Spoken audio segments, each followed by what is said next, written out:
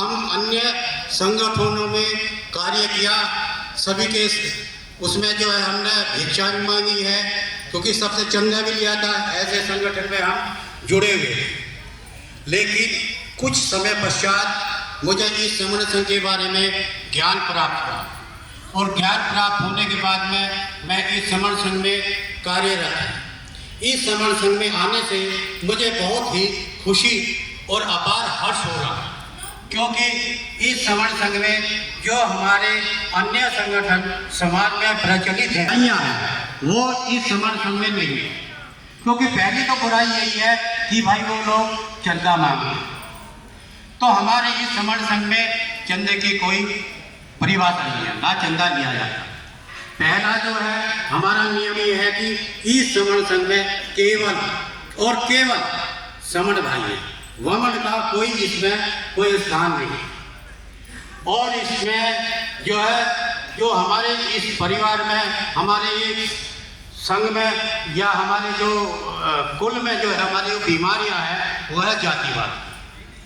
तो जातिवाद के कारण ही अभी हमारे भाई ने बताया कि हम विभिन्न जातियों में बटे हुए हैं और इन्हें इकट्ठा करने के लिए बहुत बड़ा संघ चल रहे हैं। 4 लाख तो ऐसे हैं कि जो कार्य में विलीन है, लेकिन हमारी इसकी सबसे बड़ी विशेषता ये है कि इसमें जातिवाद नहीं है, इसमें कोई आदमी जाति का अभ्यास नहीं होता।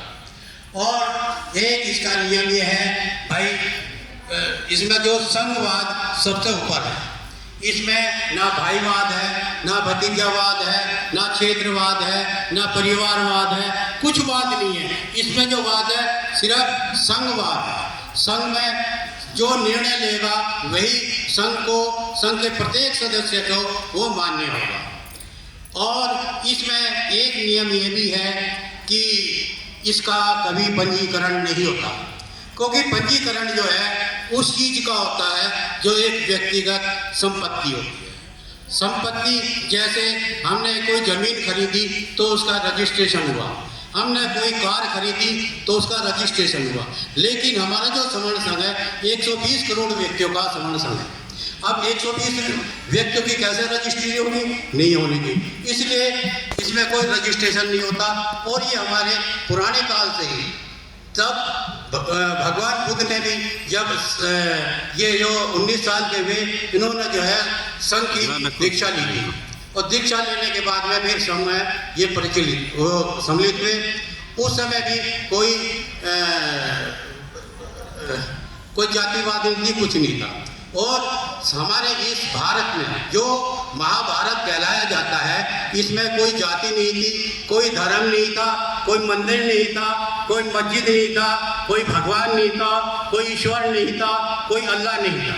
इसमें जो है सिर्फ एक ही चीज़ थी, समण।